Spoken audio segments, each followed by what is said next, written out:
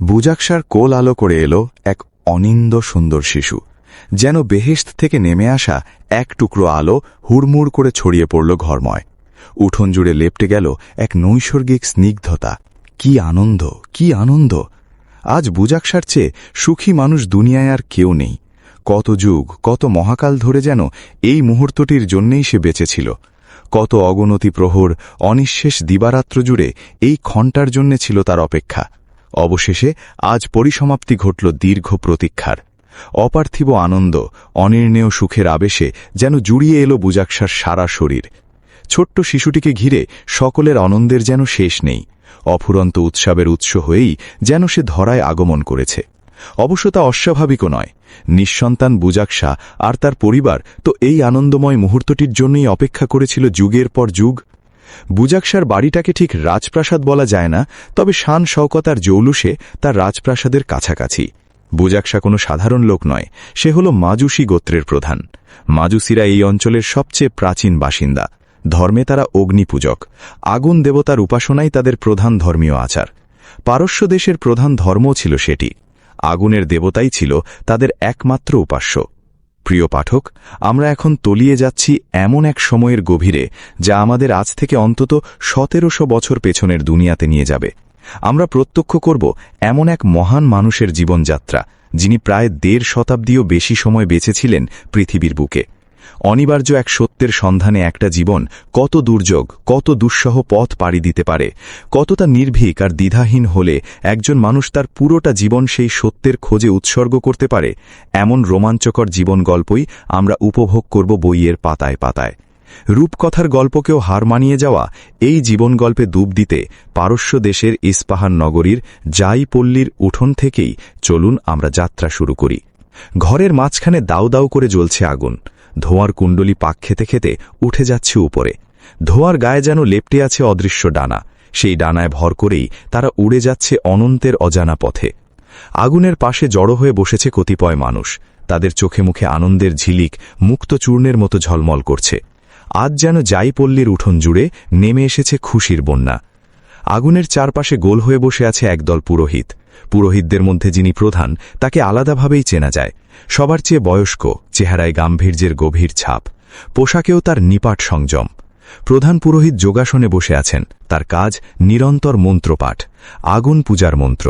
নিবিষ্ট মনে তিনি মন্ত্রপাঠ করে চলেছেন। তার পাশে গেরুয়া বসনে আরও দুজন আগুনের শুকনো কাঠ জুয়ে দিচ্ছেন। এই আগুন নিভতে দেওয়া যাবে না। এই আগুন নিভে যাওয়া মানে ঘোর অকল্যাণ। প্রয়োজনে জীবন বাজি রেখে হলেও এই আগুন জ্বালিয়ে রাখতে হবে। পুরোহিতের ঠিক বিপরীত পাশে বসে আছে বুজাকসা। তার কোলে সদ্যজাত শিশু। শুভ্রতায় মাখামাখি তার শরীর, যেন দুধে ধোয়া কোমল অবয়ব। তার মিটিমিটি চোখ একবার খুলছে আর একবার বন্ধ হচ্ছে।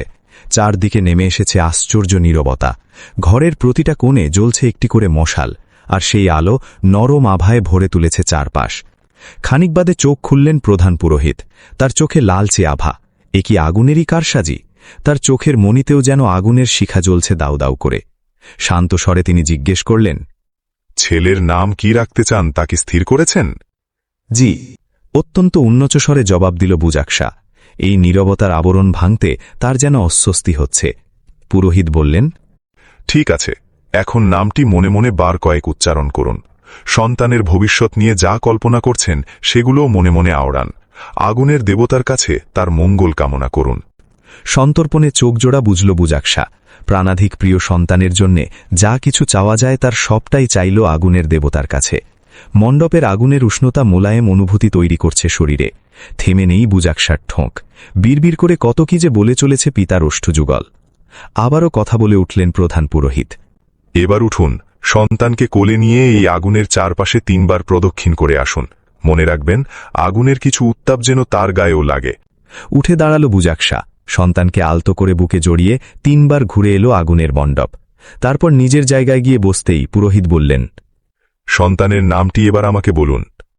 খানিকটা কম্পিত কণ্ঠে বুজাকসা বলল, মাহবা। সঙ্গে সঙ্গে ঘরের সকলে একসাথে বলে উঠল, মাহবা, মাহবা।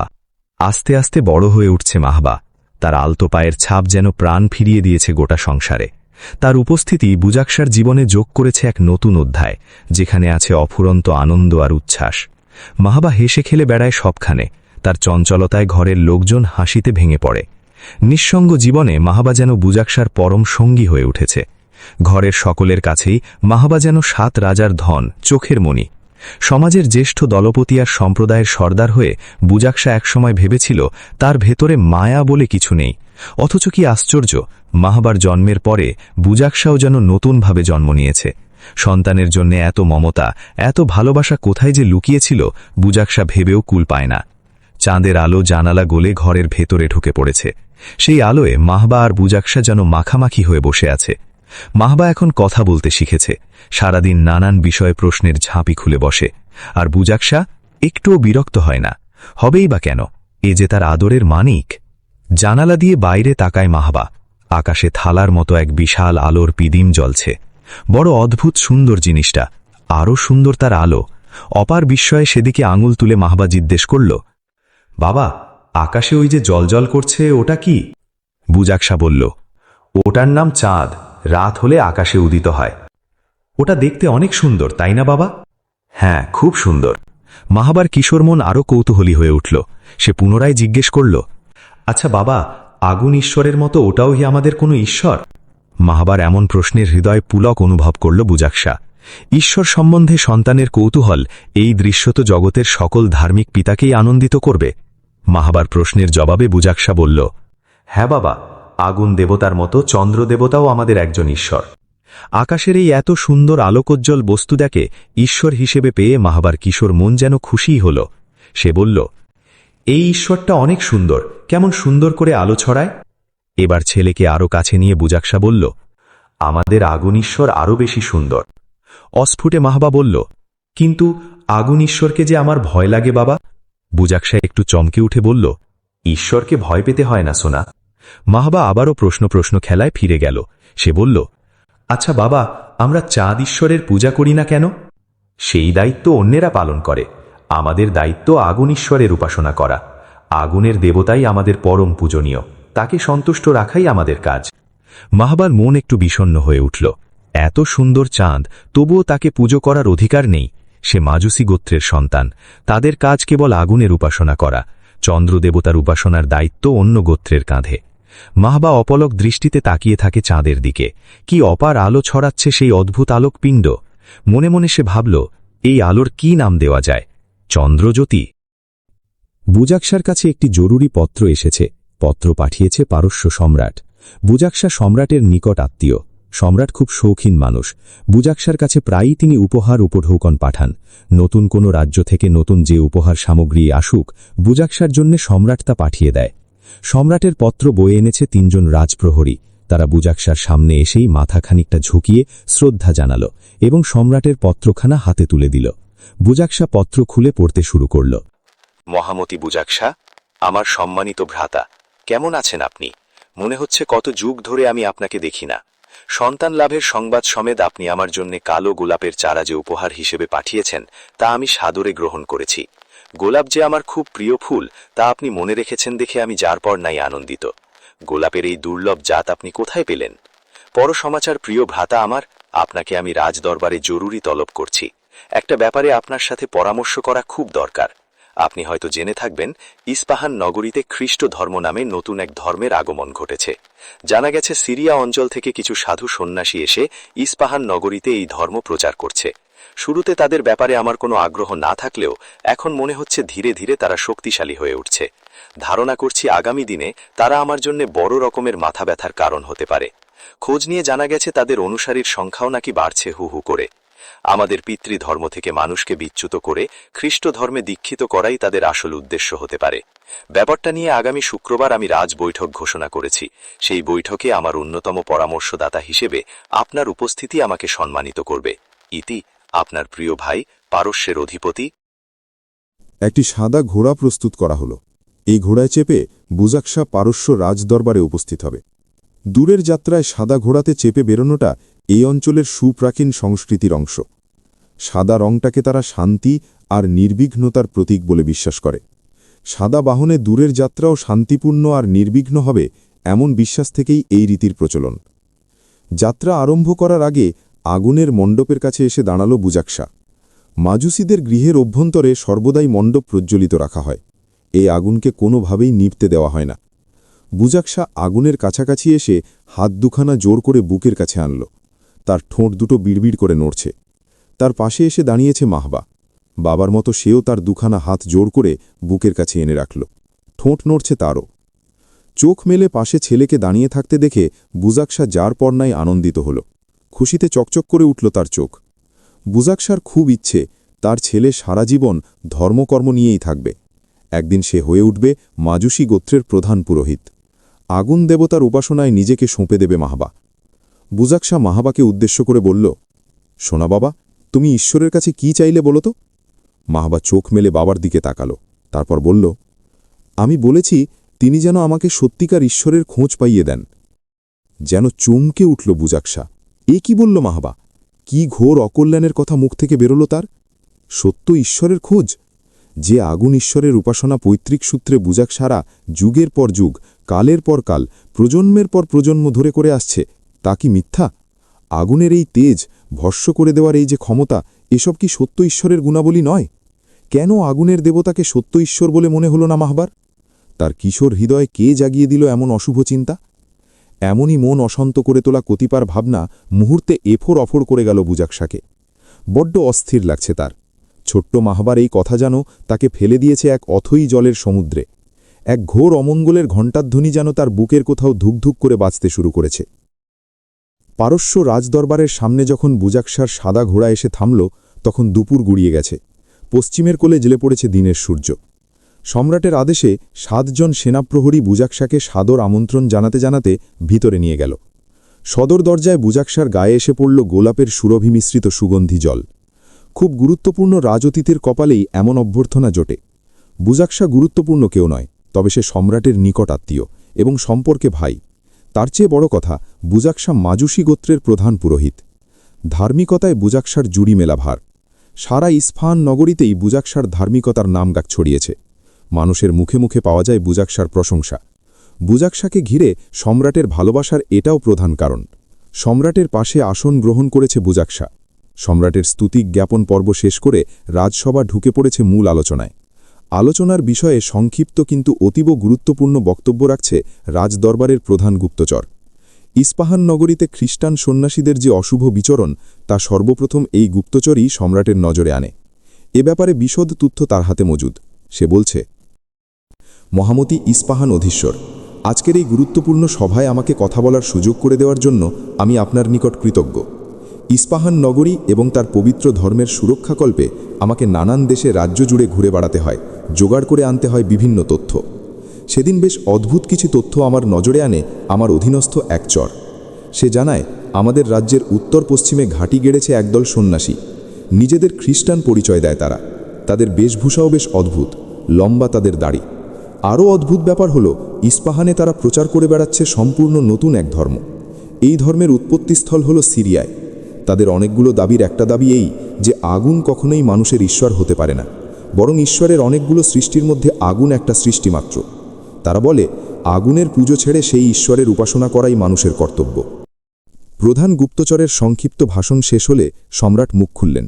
গাম্ভীর্যতা ভরা চেহারা নিয়ে তিনি বললেন, তোমার হাতে আর কি কি তথ্য আছে আমাদের জানাও। মহামতি সম্রাট, আমি খোঁজ নিয়ে জেনেছি তারা এক অদৃশ্য ঈশ্বরের উপাসনা করে, যাকে দেখা যায় না, স্পর্শ করা যায় না। সেই অদৃশ্য ঈশ্বরের খোঁজ তারা পেল কিভাবে? ইয়েশুয়া নামে এক প্রেরিত পুরুষের কাছ থেকে, যাকে তারা ঈশ্বরের পুত্র বলে দাবি করে। এই ইয়েশুয়াই তাদের কাছে অদৃশ্য ঈশ্বরের বার্তা বয়ে এনেছিল। আমি আরও জেনেছি, এই ইয়েশুয়া পুরুষের কোনো রকম সংস্পর্শ ছাড়াই ঈশ্বরের ইচ্ছাতে মায়ের গর্ভ থেকে ভূমিষ্ঠ হয়। এই ধর্মাবতারের জন্ম কোথায়? বেথেলহেম। তার শেষ পরিণতি কি হয়েছিল? সম্রাট, আমি জেনেছি শত্রুতাবশত এবং নিজেদের ধর্মরক্ষার তাগিদে ইহুদিরা তাকে হত্যা করেছিল। ইয়েশুয়ার মৃত্যুর পর তার অনুসারীরা দুনিয়ার নানা প্রান্তে ছড়িয়ে পড়ে। সম্রাটের হাতের ইশারা পেয়ে প্রধান গুপ্তচর বসে পড়ল। তার দায়িত্ব সমাপ্ত হয়েছে। এবার সম্রাট বুজাকশার দিকে তাকিয়ে বলল, প্রিয় ভ্রাতা, সবকিছু তো শুনলেন। আপনার কি ধারণা আমরা ঘোর কোনো বিপদের মুখোমুখি হতে যাচ্ছি?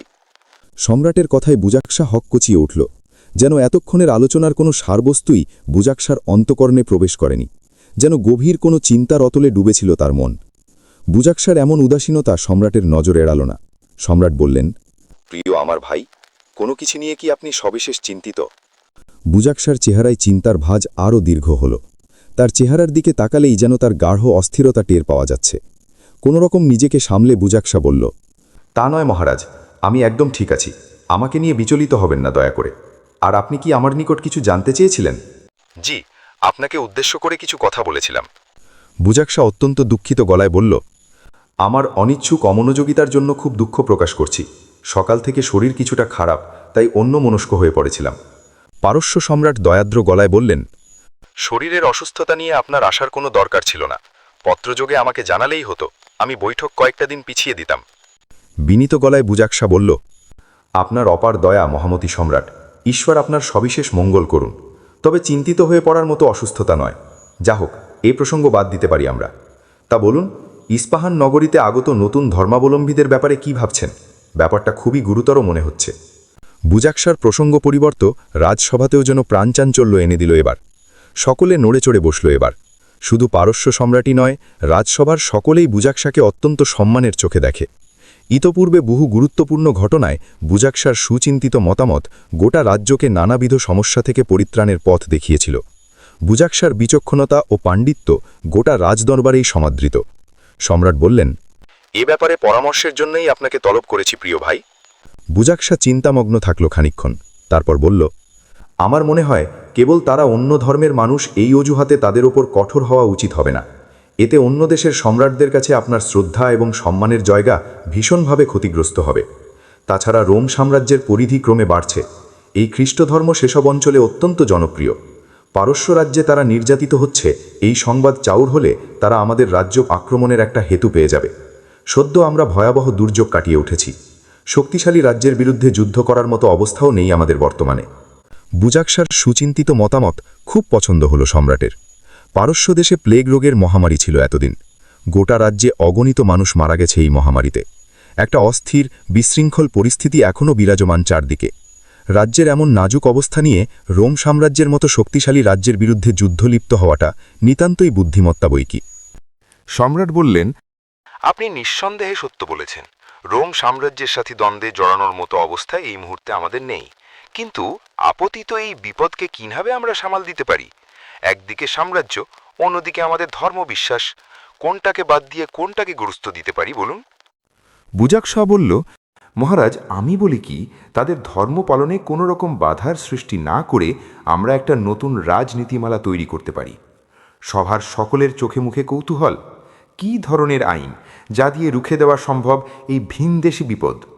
পারস্য সম্রাট কৌতূহলী গলায় বললেন, কেমন আইনের কথা আপনি ভাবছেন? এমন একটা আইন যেখানে বলা থাকবে যে কোনো ধর্মের মানুষ স্বাধীনভাবে ইস্পাহান নগরীতে বসবাস করতে পারবে এবং নির্বিঘ্নে তাদের ধর্ম পালন করতে পারবে। কেউ তাদের কোনো রকম বাধা বা বল প্রয়োগ করতে পারবে না। তবে ইস্পাহান নগরীর সুপ্রাচীন অধিবাসী তথা পারসিক ধর্মাবলম্বীদের যদি কেউ অন্য কোনো ধর্মে ধর্মান্তরিত করে বা ধর্মান্তরিত হতে প্ররোচনা দায় মর্মে প্রমাণ পাওয়া যায়, প্ররোচনা দানকারী উক্ত ব্যক্তি বা গোষ্ঠীকে উন্মুক্ত স্থানে শুলে চড়িয়ে হত্যা করা হবে। পারস্য রাজ্যের রাষ্ট্রীয় ধর্মের সুরক্ষা নিশ্চিত করতে পারস্য সম্রাট এই আইন তৈরি করবেন। এতে করে একদিকে যেমন উচ্চকিতভাবে সম্রাটের উদারতা, অন্যদিকে সম্রাটের গভীর ধর্মানুরাগও সকলের কাছে সমাদৃত হবে। আমার কাছে মনে হয় কোনো রাজ্যের সম্রাট এমন আইনকে অশ্রদ্ধা করার কথা চিন্তাতেও আনবে না। বুজাকশার এমন সুচিন্তিত এবং যুক্তিসঙ্গত মতামত শুনে পারস্যের সম্রাট অত্যন্ত খুশি হলেন। খুশিয়াল গলায় তিনি বললেন, চমৎকার, চমৎকার আপনার বুদ্ধিমত্তা। সত্যই আপনি অত্যন্ত বিচক্ষণ মানুষ। মাজুসি গোত্রের গৌরব আপনি। ধন্য আপনার পিতামাতা। সম্রাটের দিল দরিয়া প্রশংসাবাক্যে খুব আপ্লুত হল বুজাকশা। মাথাটাকে খানিকটা ঝুঁকিয়ে সেই সম্মানের প্রতি শ্রদ্ধা জ্ঞাপন করল। সম্রাট বললেন, সকল সভাসদদের সামনে আমি আজ এই আইন জারি করলাম। ইস্পাহান নগরীতে সকল ভিনদেশী নাগরিকের সুরক্ষা নিশ্চিত করা হোক। তারা নির্বিঘ্ন চিত্তে বসবাস করতে পারবে এবং তাদের নিজ নিজ ধর্ম পালন করতে পারবে। কেউ তাদের কোনো রকম অসুবিধা করতে পারবে না। তবে কেউ যদি কোনো পারসিক লোককে অন্য ধর্মে ধর্মান্তরিত হতে আশকারা কিংবা প্ররোচনা প্রদান করে, সম্রাটের নির্দেশনায় রাজ্যের খোলা মাঠে তাকে শুলে চড়িয়ে হত্যা করা হবে। নিজের সাদা ঘোড়ায় চেপে জাঁইপল্লীতে রওনা করেছে বুজাকশা। তার পেছন পেছন আসছে 10টা উঁট। উটগুলোর পিঠ বোঝাই করা উপহার সামগ্রী। উপহারের মধ্যে পশ্চিমের লখনৌ থেকে আনা শীতল পাটি থেকে শুরু করে পূর্বের দ্বৈত নদের মাঝখান থেকে তুলে আনা রূপালী বালু পর্যন্ত রয়েছে। সম্রাট জানেন, এমন অদ্ভুতুরে জিনিসপত্রের ব্যাপারে বুজাকসার বেশ ঝোঁক রয়েছে। এগিয়ে যাচ্ছে বুজাকসার সাদা ঘোড়া। রাজ্য জুড়ে ঘোষিত হচ্ছে সম্রাটের নতুন আইন। মস্ত শিঙায় ফুঁ দিয়ে সেই আইনের ধারা রাজ্যময় বিকট চিৎকারে ছড়িয়ে দিচ্ছে মহারাজের লোকজন। কিন্তু বুজাকসার মন ভারী বিক্ষিপ্ত। অশান্ত হৃদয়ের গহীন কোণে বারবার আছড়ে পড়ছে শঙ্কার ঢেউ। দুটো কথা সেখানে বারবার প্রতিধ্বনিত হচ্ছে। সত্যিকার ঈশ্বরের খোঁজ পাইয়ে দিতে বলেছি। আগুন কখনোই মানুষের ঈশ্বর হতে পারে না, বরং ঈশ্বরের অনেকগুলো সৃষ্টির মধ্যে আগুন একটা সৃষ্টি মাত্র।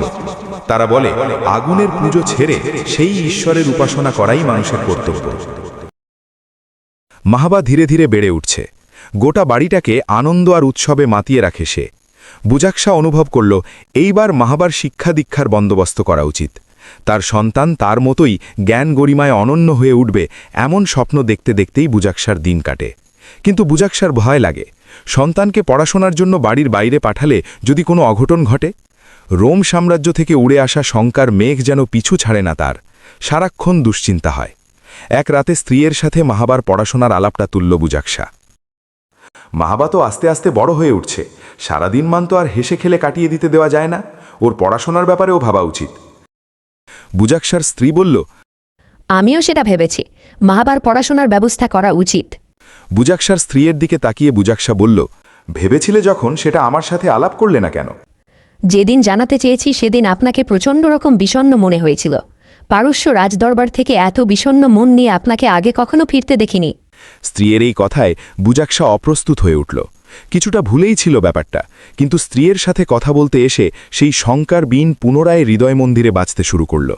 বুজাকসা বলল, আকাশে মেঘ দেখলে পাখিদের যে মন খারাপ হয় তা কি জানো? বুজাকসাকে খুব ভালো করেই চেনে তার স্ত্রী। অহেতুক কথা কিংবা কাজের লোক নয় তার স্বামী। তার এই কৌশলী জবাবের পেছনে যে একটা বিপদের উপস্থিতি আছে সেটা বেশ টের পাওয়া যাচ্ছে। মাহাবার মাতা বলল, ইস্পাহান নগরী কি ঘোর কোনো বিপদের মুখোমুখি? বুজাকসা প্রসঙ্গ পাল্টে বলে, মাহাবাকে বাইরে পড়তে পাঠানোর পক্ষপাতী আমি নই, ঘরেই ওর শিক্ষা দীক্ষার ব্যবস্থা করতে হবে। এ ব্যাপারে তোমার কোনো আপত্তি রয়েছে? তার স্ত্রী যথেষ্ট শ্রদ্ধা মাখানো গলায় বলল, আপনার সকল সিদ্ধান্তের ওপর আমার সর্বদাই আস্থা থাকবে। অনেক যাচাই বাছাইয়ের পরে মাহাবার জন্য একজন শিক্ষক নিয়োগ দেওয়া হলো। এই শিক্ষকের কাছেই মাহাবা ধর্মকর্মসহ যাবতীয় জ্ঞান রপ্ত করবে। মাহাবাকে কিভাবে গড়ে তুলতে হবে তা শিক্ষককে ভালোভাবে বুঝিয়ে দেওয়া হয়েছে। মাজুসি ধর্মের প্রধান কর্তা ব্যক্তি হতে হলে যে সকল যোগ্যতা দরকার, মাহাবাকে সেভাবে গড়ে তোলাই এই শিক্ষকের একমাত্র দায়িত্ব। শিক্ষকের সম্মুখে বসে আছে মাহাবা। অদূরে দাউ দাউ করে জ্বলে উঠছে আগুন। আগুনের উষ্ণ তেজ গায়ে এসে লাগছে। কুণ্ডলি পাকাতে পাকাতে ধোঁয়াগুলো উঠে যাচ্ছে উপরে। এক মনে মাহাবা সেদিকে তাকিয়ে আছে। আগুন আর ধোঁয়ার এই খেলা তার কিশোর মনকে বেশ প্রভাবিত করছে। মাহাবাকে উদ্দেশ্য করে তার শিক্ষক বললেন, তোমার নাম কি ছেলে? এই কথায় যেন সম্বিত ফিরে পায় মাহাবা। অপ্রত্যাশিত কোনো আওয়াজে যেভাবে শিউরে ওঠে মানুষ, মাহাবাও সেরকম চমকে তাকালো। এক সরল কিশোরের চোখে মুখে ছোট হরিণ ছানার মতো বিহব্বলতা দেখে খুব মায়া হলো শিক্ষকের। তিনি বললেন, তুমি কি কোনো কিছু ভাবছো বাছা? মাহাবা তো অনেক কিছুই ভাবছে, কিন্তু সেই ভাবনার কোনো কুল কিনারা নেই। সে বুঝতে পারে তার মনের কোণে অনেক জিজ্ঞাসার স্তূপ তৈরি হয়ে আছে। তবে ঠিক কী প্রশ্ন যে সে করবে, কাকে করবে, কোন জায়গা থেকে শুরু করবে, এসবের কোনো কিছুই সে জানে না। তার মন যেন এক অতল দরিয়া। শিক্ষক আবার জিজ্ঞেস করলেন, আমার কাছে পড়াশোনা করতে তোমার আপত্তি নেই তো? মাহাবা মাথা নেড়ে না বলল। অনেকক্ষণ ধরে তুমি আগুনের দিকে অপলক তাকিয়েছিলে। আগুন তোমার অনেক পছন্দ? মাহাবা বলল, আগুন আমার ভয় লাগে।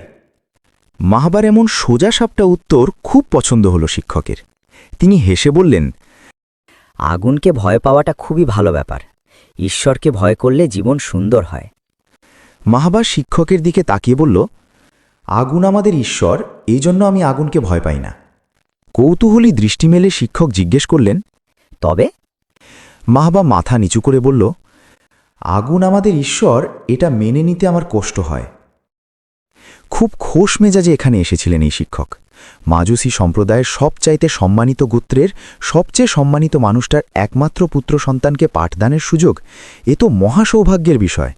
কিন্তু মাহাবার মুখ থেকে এইমাত্র যা বেরুল তা শুনে তিনি যেন আসমান থেকে পড়লেন। এ কি ঘোর অমঙ্গলের আভাস! শিক্ষকের চোখে মুখে যে সজীবতা আর প্রাণপ্রাচুর্য ছিল তা মিলিয়ে এসেছে। কিছুটা গম্ভীর, কিছুটা হতাশা আর রুক্ষতা মিশ্রিত গলায় তিনি বললেন, আগুনকে ঈশ্বর মানতে তোমার দ্বিধা কিসের? মাহবা সদ্য কৈশোরে পা দেওয়া বালক, তবু উদ্ভূত পরিস্থিতির আবহ সে বুঝতে পারে। তার স্পষ্ট উত্তর যে শিক্ষককে হতবাক করে দিয়ে গেছে সেটা বুঝতে তার বাকি থাকল না, কিন্তু মনের কৌতূহল সে দমিয়ে রাখতে চায় না।